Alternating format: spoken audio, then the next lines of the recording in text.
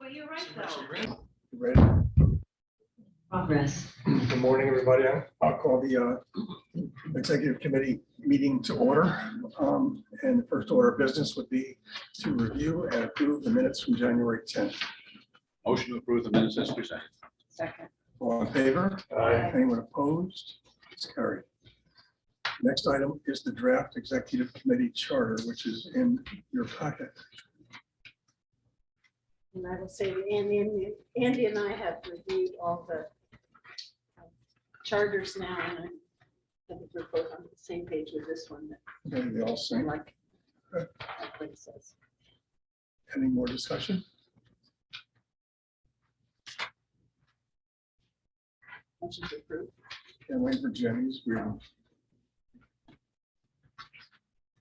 Good. Yes. Okay. We have a motion to accept them. Second. All in favor? Aye. Anyone opposed? Motion is carried. Item 3 is the 2022 committee evaluation, which is on the back page. And I see we scored 5 in every category. Hey, how are we doing, are we? It's like regional council scoring. Give everyone money. Get the money. So if there's no discussion, I'll accept the motion to approve that. So Second, Second. all in favor? Aye. Anyone opposed? moved. Carried. Next item is the strategic plan update.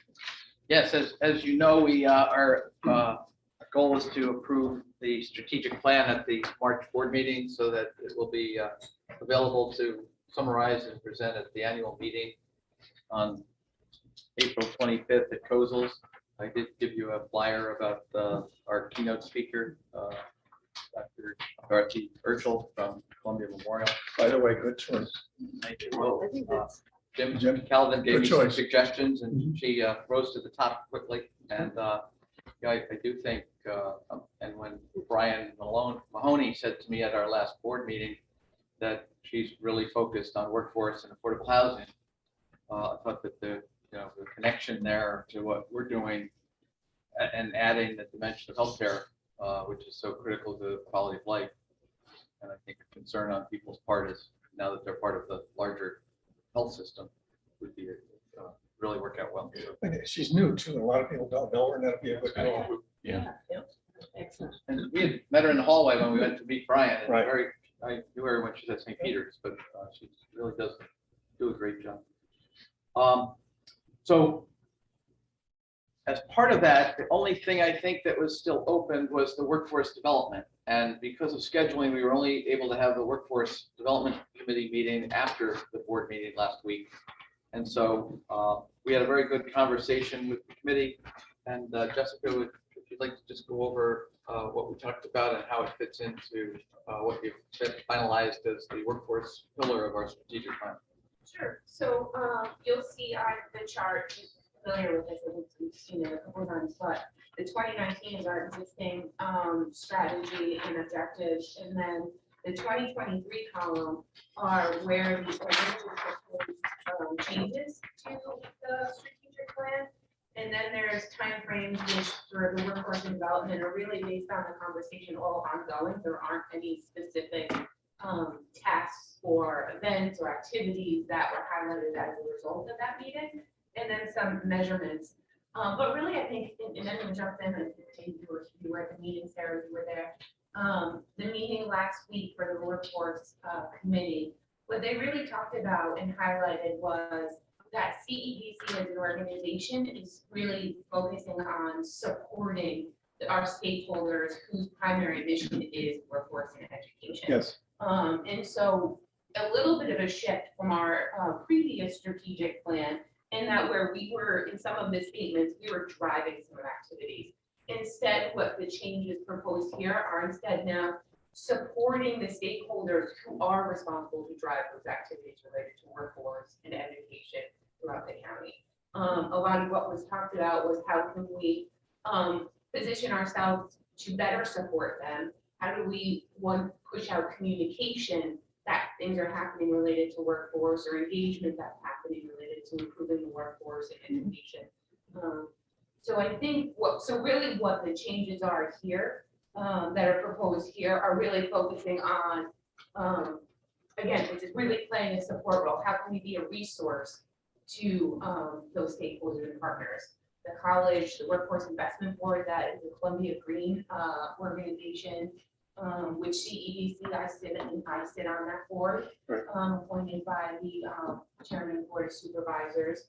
So I think it's also bringing all of their efforts, instead of bringing that to CEDC, letting them know, and then is there anything we can kind of help facilitate that's happening there at that level. But there's also a lot more. I think there's, they talked about specific stakeholders and having the, meetings that can happen to really help facilitate. Yep. It's really those keywords, support and facilitate. As versus opposed, drive and as lead. opposed to driver lead. Yeah. I don't know if anyone wanted to add, whoever, if you intended on this. And it's to continue to partner, and our partners on the workforce certainly, as you know, include the college, the Questar 3, Dr. Cruz and Jim Church, who's their business development person, along with the 6 school superintendents, as well as Chris Nardone and his staff at the New York Works office. We have a great relationship with the regional director for the Department of Labor, and in fact with Commissioner Reardon, when the governor's office has sent commissioners down to do the state budget presentation. For whatever reason, we often get Commissioner Reardon as the speaker. And I think some of the other regional organizations that are involved in workforce, both Denise Siski at State University of New York's system-wide workforce director, and Amber Rangel, who had worked at CEG with me and then went to be the director of workforce at Business Council, is now running the governor's office's workforce. So I think we have a role to play. We can be a facilitator, we can be a connector, but again, the people who are in the delivery mode of workforce are really the people that should be running this, and I think this reflects that. One of the items here in the spreadsheet is increased funding, and we really don't know what that would be, but it is likely that that will happen. And how do we prepare for that? Well, we've been working with the college on a program. They had submitted an application to SUNY for funding for a LPN and positions with PA, not a physician's assistant, but the lower level staff, if the term is. And they were told that they came in third, and they only funded 2. So we set up a meeting with them with this Empire State Development workforce people. And unfortunately, Empire State Development's workforce is targeted to key cluster industries, and healthcare isn't one of them, because they're looking to create higher paid jobs. So I did speak, I went to the New York State Economic Development conference, 2-day conference in Albany last week. And I did speak to Amber about this. And she said that they are working with the health department, and there's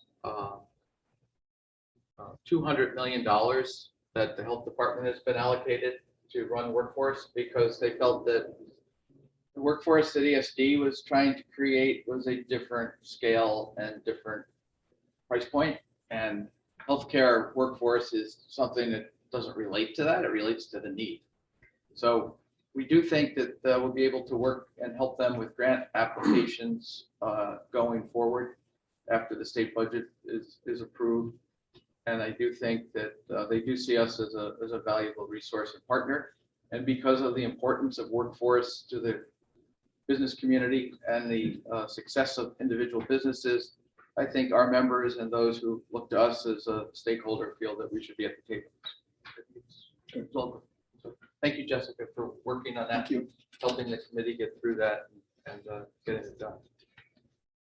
I think what we would like to do is, so this will go out to the workforce committee today or tomorrow, just to get their feedback. And what we'd like to do is, if there's any edits, make those edits, because I think at the next full board meeting, we have to kind of finalize this so that it can be presented at the annual meeting.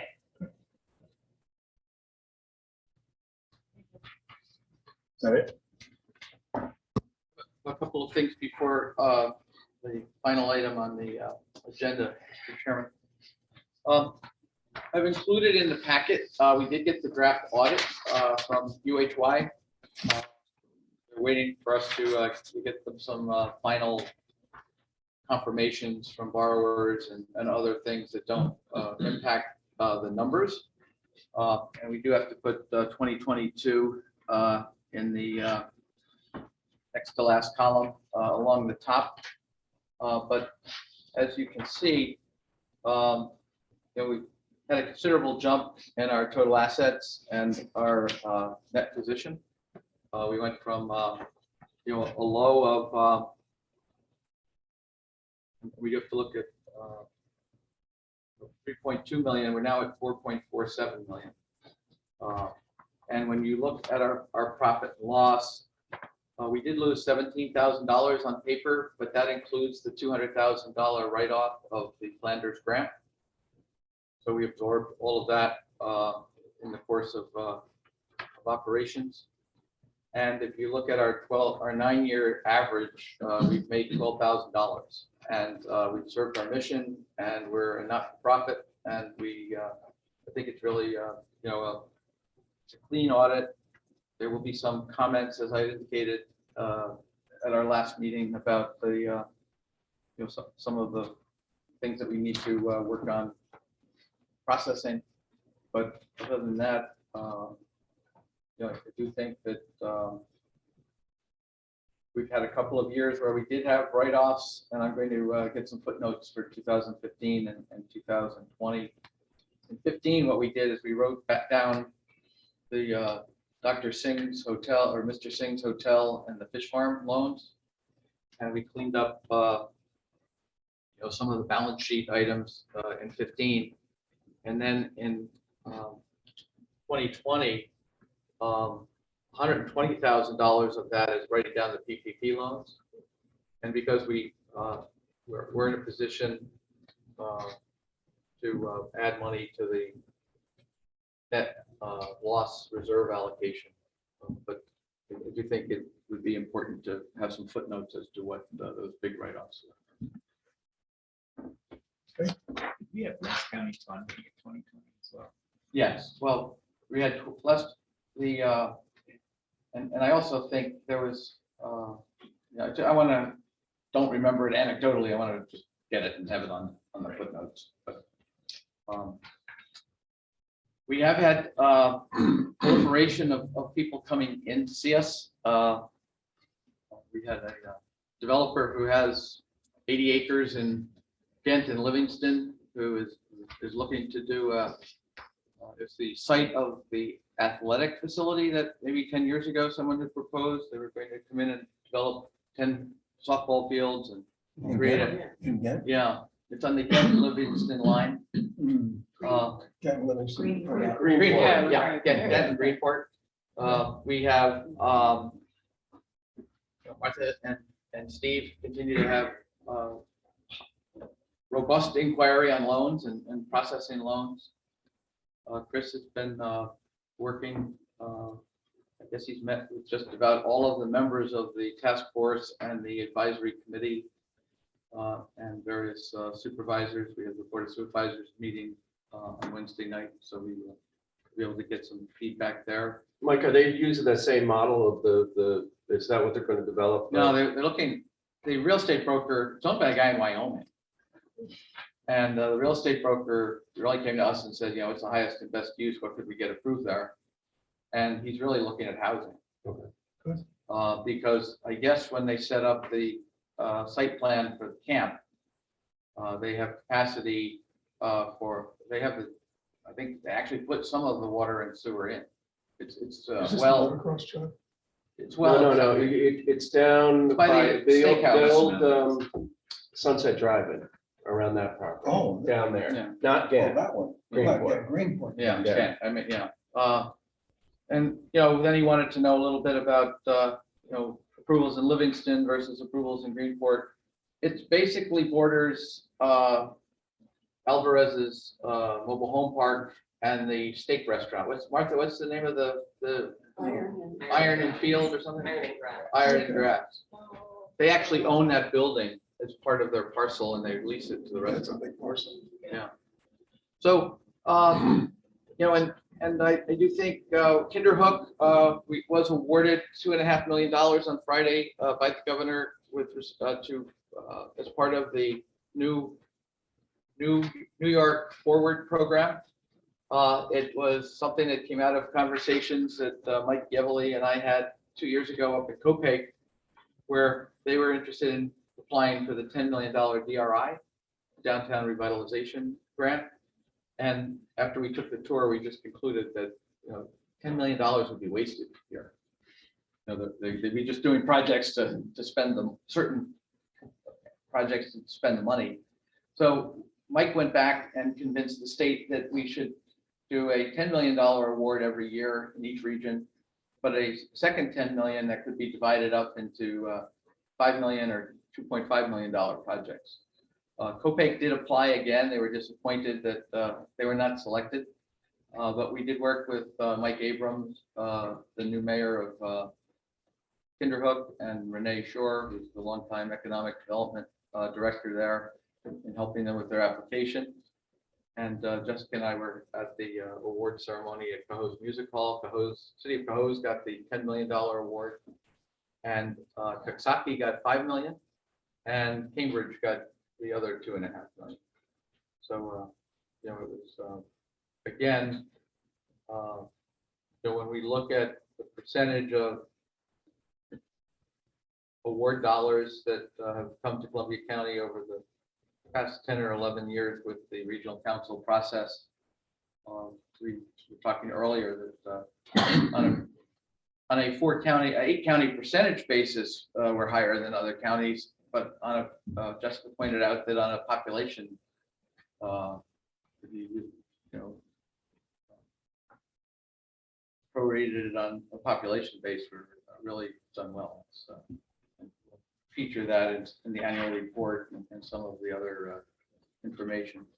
And I think we featured at the last board meeting the statistics on the loan fund, where, you know, over 8 years, we've done $4 million in loans to 170 businesses. And so I do think, both Jim Calvin and Rick Rector have pointed out to us that, you know, we need to do a better job of marketing the full service role that we play, as opposed to just being cheerleaders. Jessica and I have a meeting on Friday with Bill Gerlach and Kerry Van Buren, the new deputy person at the chamber, to talk about Columbia Forward. Jessica continues to meet with supervisors and town economic development. Maybe you could just give us a brief overview of your Germantown meeting. Great, so yeah, so we had, I mentioned before, we had the Germantown meetup, which is the Germantown Economic Development Advisory Committee was leading that. They have moved us in and asked us to help them coordinate and sort of put together sort of a format and what they were wanting to do. So the meeting was last Thursday. We were anticipating maybe 20 participants. We actually had they stopped registering people after they hit 40. So it was held in the new Central House, which is a renovated building. They haven't yet opened. I think that had a little bit to do with the draw, and people were really intrigued about what was happening there. But overall, I think the town supervisor was extremely thrilled about the turnout and sort of the approach that we were taking and the GDAC was taking. So he was thrilled with the event. And the GDAC members were really happy. Their focus was really to get the businesses there just to kick off sort of an effort where they're going to be more engaged and really think about what is the community want related to economic development for the town of Germantown, and how do they move forward. So there wasn't really any content talked about at the meeting. It was, you know, again, I think the intent was really, let's start. It was a kickoff to get businesses together. And like I said, the supervisor was extremely happy. So I think it went well. We're looking at, from the Columbia Forward perspective, to now sort of continue that throughout the county with other economic development committees. I was gonna say you did a good job of pointing out the Columbia Forward program and everything CEDC does. So, And I think that one of the other things we're looking at with the chamber on Friday is, I think it's the second or third week of May. It's a National Small Business Week. And, how to tie some of the awareness raising of Columbia Forward and the role that both CEDC and the chamber have been playing as part of that. We also met with, coming out of the, we met with the Katie Newcomb, who is the economic developer at the Center for Economic Growth, which is part of the Capital Region Chamber, about doing a manufacturers event. And we would tie that in with Greene County. We do it together at the college. And I think we learned our lesson from the event on workforce and education back in the fall that it's got to be a 75 to 90-minute breakfast meeting, not 9 a.m. to 1 o'clock, because I think as we reported, there were very few businesses that attended, and with 75% of the businesses under 10 people, business owners aren't coming and spending half a day or more at an event.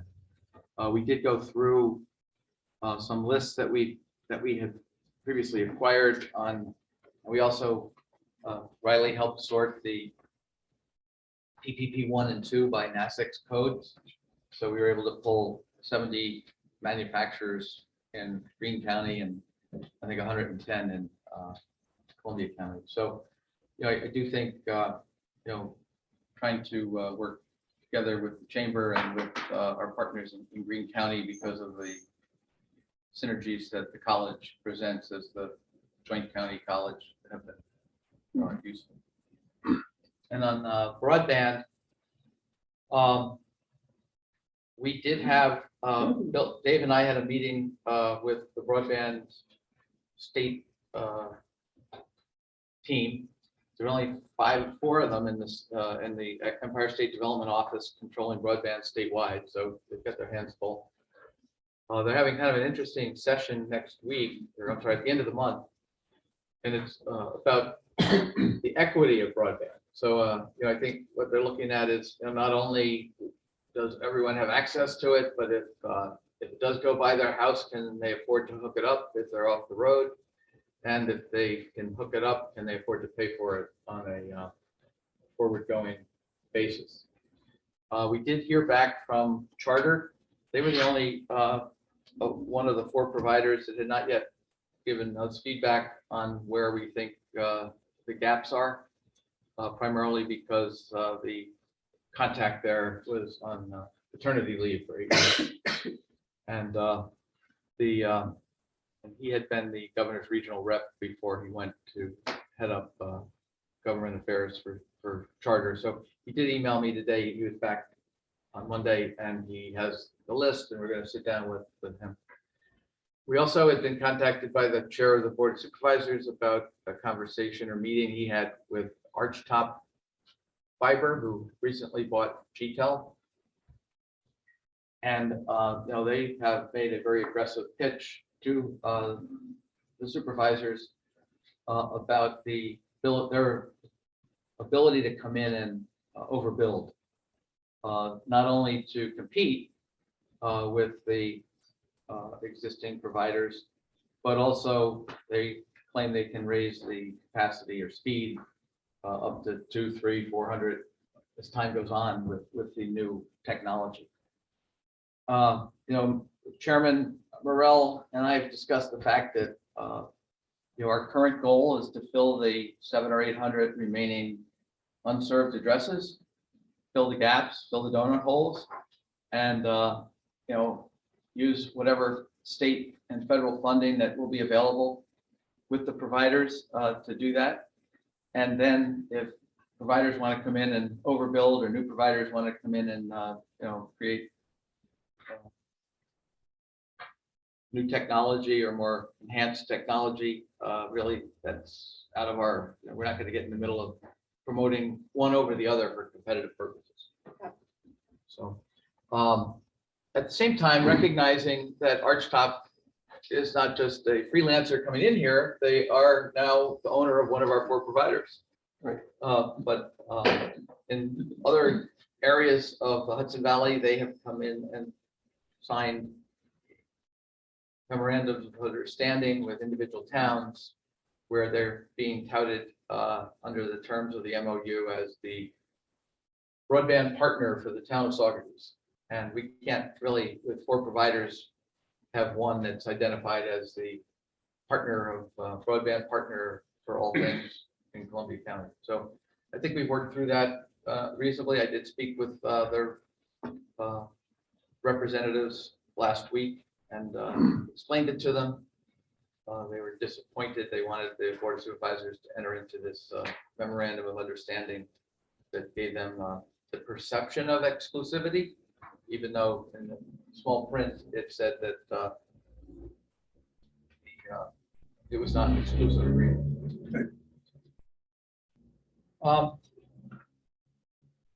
Chris, anything on housing? We had our first committee meeting yesterday. We had our outreach meeting. We've got our policy committee meeting next week, pre-div the week after that, and then our full meeting is the last Wednesday of this month. That'll be open to the public. A few good things came out of the outreach committee yesterday. I keep having conversations that are very sort of binary. So when I go to meetings that are town meetings, I hear a lot of pushback about we don't need affordable housing, or we just don't want affordable housing. Concerns that kind of rises in people's minds. But then when I talk to people that are sort of in my cohort, these are people that are, it's like $50,000 to $70,000 a year. You can barely afford rent. You can't afford to save for a home. So one of the things that we thought we might try yesterday, and I guess Berkshire Comic actually did this not too long ago, maybe about 8 years ago, sort of like a Humans of New York style campaign to actually have profiles of the people that can't afford to buy a home or rent in Columbia County. I think it would surprise people if they see 40 to 50 people that probably don't look like what people's preconceptions seem to be of who benefits from affordable housing. It's like an automatic trump card to just play whenever somebody says, oh, crime's going to go up. It's like, well, here are 50 people with master's degrees. I don't know if we're talking about the same kind of people. So that's going to be our first big effort on the outreach side. And Martha and Steve, any updates other than the volume of loans increasing? Just that loans in the pipeline is still strong and we're still getting activity. Anything from any of the board committee members? Anybody? I think our last item is we're going to go into executive session. So if there's nothing else, I'll entertain a motion to go into executive session. Second, Second. all in favor?